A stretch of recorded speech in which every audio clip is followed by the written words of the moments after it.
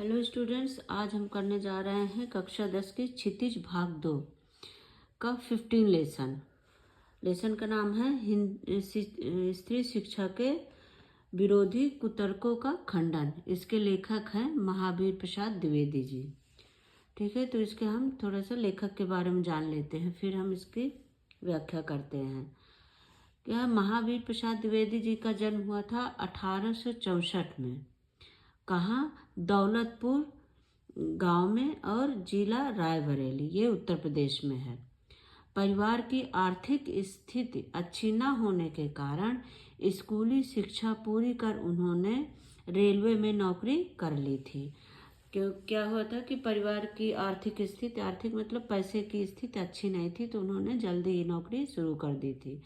फिर बाद में उन्होंने उस नौकरी से इस्तीफा दे दिया और 1903 में प्रसिद्ध हिंदी मासिक पत्रिका सरस्वती के संपादन का काम शुरू कर दिया था। ठीक है, और 1920 तक उससे जुड़े रहे। उनका देहांत 1938 में हो गया था। चलिए, तो उनकी क्या इन्होंने लिखा है, स्त्री शिक्षा के विरोधी कुतर्कों का खंडन।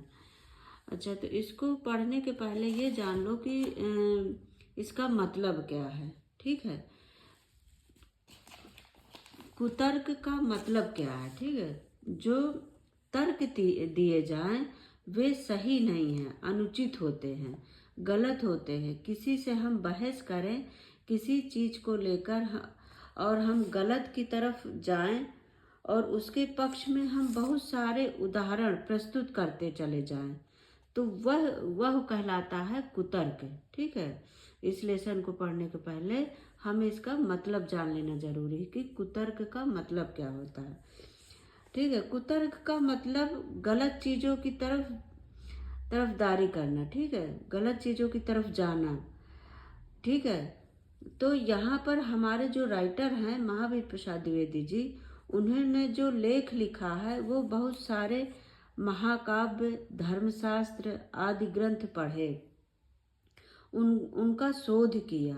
ठीक है, बहुत सारी जानकारी इकट्ठी किया उसको पढ़कर, तब उन्होंने यह लिखा है। इसमें क्या लिखा है कि स्त्री शिक्षा, ठीक है, स्त्री शिक्षा के बारे में इस लेसन में लिखा है। आज भी स्त्रियां पढ़ी लिखी होने लगी हैं, लेकिन पहले यह सब नहीं होता था। आज स्त्रियां तो खूब पढ़ लिख कर आगे बढ़ रही हैं, लेकिन पहले ऐसा नहीं था। स्त्रियों को शिक्षा प्राप्त करने के लिए बहुत ज़्यादा मेहनत करनी पड़ती थी। ठीक है, उन्हें बहुत संघर्ष करना पड़ता था।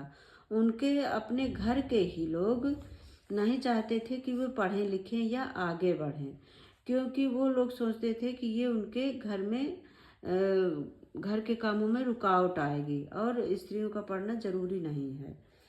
ठीक है, तो क्या है कि ये सिर्फ आम जन ही लोग नहीं, कि मतलब ये कोई ऐसे ही आम आदमी की ही ये सोच नहीं थी। ये बड़े बड़े महाज्ञाता पंडित, लगभग सभी लोगों का यही मत था कि स्त्रियों का पढ़ना इतना जरूरी नहीं है। तो इसी बात का खंडन करते हुए इस पाठ को लिखा है महावीर प्रसाद द्विवेदी जी ने। ठीक है, और यह एक शोध परक अध्याय है। शोध परक का मतलब बहुत सारे शोध किए गए, बहुत सारी खोज किया है, बहुत सारी इन्होंने पढ़ी है पुस्तकें, फिर उसके उदाहरण इकट्ठा किए हैं, तब इस पाठ को उन्होंने प्रस्तुत किया है। ठीक है, तो चलिए हम इसको समझना शुरू करते हैं कि इस पाठ में महावीर प्रसाद द्विवेदी जी ने क्या कहा है स्त्रियों की शिक्षा के बारे में।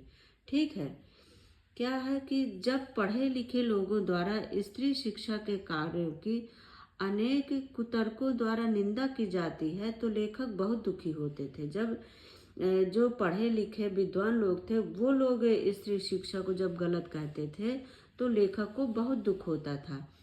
इन शिक्षित लोगों में वे लोग शामिल है जो धर्मशास्त्रों के ज्ञाता थे। ठीक है, शिक्षक जो पढ़े लिखे होते हैं, शिक्षक, विचारक, सुमार्गगामी, पथ प्रदर्शक जो दूसरों को रास्ता दिखाते हैं और अपने विचार देते हैं, ऐसे लोग भी शामिल थे।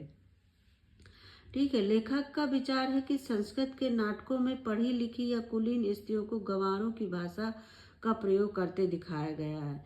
जैसे ये पहले के जो लोग थे और लिखते थे ये सब बड़े कहानियाँ या नाटक जो भी, तो उसमें क्या होता था, वो लोग भी स्त्रियों की शिक्षा, जो स्त्रियों के पक्ष में बोलने के लिए जो आता था, वो गंवार भाषा में ही लिखते थे और उनसे बुलवाते थे। और जो जैसे आदमियों के लिए आता था वो संस्कृत में लिखते थे, लेकिन जो स्त्रियों के पक्ष में आता था वो गंवार भाषा में लिखकर ही प्रयोग करवाया जाता था। स्त्रियों को शिक्षित करना अनर्थकारी समझा गया है। शकुंतला का उदाहरण इस रूप में दिया गया है कि उसने दुष्यंत को काफी कठोर शब्द कहे। ठीक है, लेखक कह रहा है कि विद्वानों का ऐसा करना गलत है। क्या कह रहा है लेखक कि जो विद्वान होते थे, अभी मैंने वही चीज बताई, जो विद्वान होते थे और वो जो काव्य महाकाव्य ये कहानियां लिखते थे, और तो उसमें क्या करते थे, जैसे यही एक शकुंतला का है, तो उसमें दुष्यंत के जो शब्द थे वो तो संस्कृत भाषा में अच्छी चीजों में थे, अच्छे शब्दों में, लेकिन जो शकुंतला के उसमें शब्द आ रहे थे उनको काफी गंवारों की तरह दिखाया गया है। तो लेखक वही कह रहा है कि क्या कोई जो शिक्षित नारी है वो प्राकृत भाषा नहीं बोल सकती, जो और बुद्ध से लेकर भगवान महावीर तक ने अपने उपदेश किस भाषा में दिए थे, प्राकृत भाषा में। तो क्या ये भी अनपढ़ गंवार थे? इतने समृद्ध प्राकृत साहित्य के रचयितागण क्या गंवार थे? आज भी एक सुशिक्षित व्यक्ति आपसी बातचीत अपनी क्षेत्रीय भाषा में करते हैं, मराठी, बंगला, पंजाबी, कन्नड़, मलयालम आदि में करता है, तो क्या वो सब गंवार हैं? तो ये सब लेखक इनका उत्तर लेखक क्या कह रहा है कि नहीं, वो गंवार नहीं थे। जिस समय नाट्य शास्त्रियों ने नाट्य संबंधी नियम बनाए थे, जो नाट्य शास्त्र थे उनमें नाट्य लिखे जाते थे, उस समय सर्वजन की भाषा संस्कृत न थी। तो उस समय क्या थी, सबको संस्कृत भाषा नहीं आती थी, तो उन्होंने क्या कर दिया था कि उन्होंने स्त्रियों और समान जनों के लिए प्राकृत भाषा रखी थी और पढ़े लिखे लोगों के लिए संस्कृत भाषा रखी थी। तो क्या है आगे, अतः उन्होंने स्त्रियों तथा समान जनों की भाषा प्राकृत रखी तथा पढ़े लिखे लोगों की भाषा संस्कृत रखी।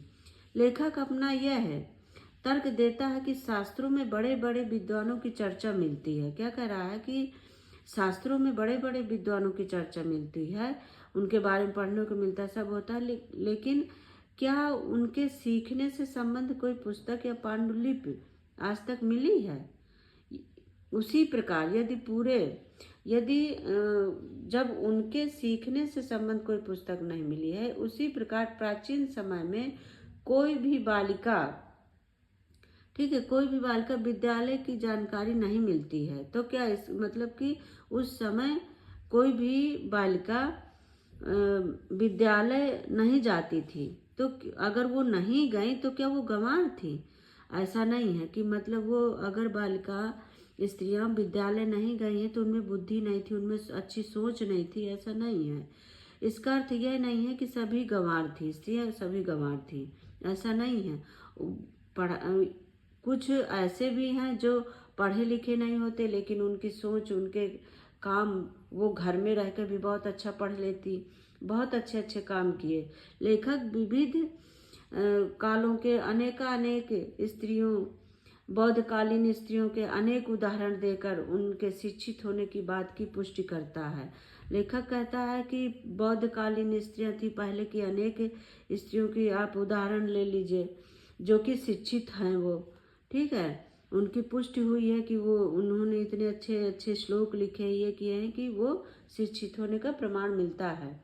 द्विवेदी जी कहते हैं, जब प्राचीन रूप में स्त्रियों को नाच गाना, फूल चुनने का, हार बनाने की आज़ादी मिलती थी, तो फिर पढ़ने की आज़ादी क्यों नहीं मिली? ये मेरे समझ में नहीं आता है कि उन्हें शिक्षा क्यों नहीं दी जाती थी। ठीक है, तो यही सब लेखक कह रहा है कि इन सब तर्कों के अलावा लेखक समीक्षात्मक ढंग से कहता है कि यदि मान भी लिया जाए कि प्राचीन काल में सभी स्त्रियां अनपढ़ थी, हो सकता है उस समय उन्हें पढ़ाने की आवश्यकता न रही हो, किंतु समय की वर्तमान मांग के अनुसार स्त्रियों को अवश्य शिक्षित करना चाहिए।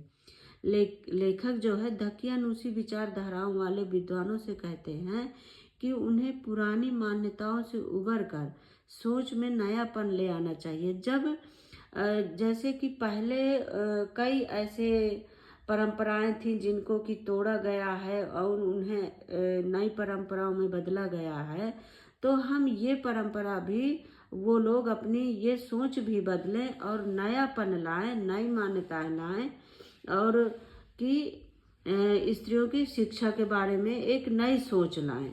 ठीक है। इस संदर्भ में लेखक कहते हैं कि जो लोग पुराणों में पढ़ी लिखी स्त्रियों के हवाले मांगते हैं उन्हें श्री भागवत कथा 10वें स्कंध के उत्तरार्ध का 53वां मतलब अध्याय पढ़ना चाहिए। ठीक है। 53वां मतलब 53 अध्याय पढ़ना चाहिए। उसमें रुक्मिणी हरण की कथा है। उसमें रुक्मिणी ने एक लंबा चौड़ा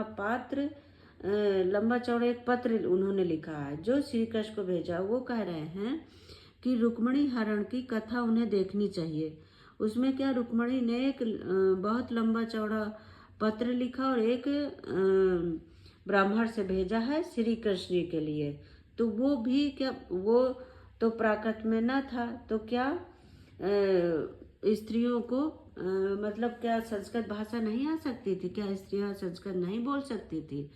तो वो यही कह रहे हैं इस अध्याय में लेखक कि हमें इस सोच को बदलना चाहिए और आगे बढ़ना चाहिए, स्त्रियों को पढ़ाना चाहिए, आगे बढ़ना चाहिए, ये भेदभाव मिटा देना चाहिए। तो अगर समझे तो इस लेसन में लेखक ने बहुत अच्छी अच्छी बातें बताई हैं और इसलिए आई होप आप लोगों को ये समझ में आ गया होगा। अगर कहीं कोई दिक्कत आती है तो आप कमेंट करके ज़रूर पूछें और अपने दोस्तों को शेयर ज़रूर करें, लाइक और सब्सक्राइब करते रहें। थैंक यू बच्चों, बाय बाय।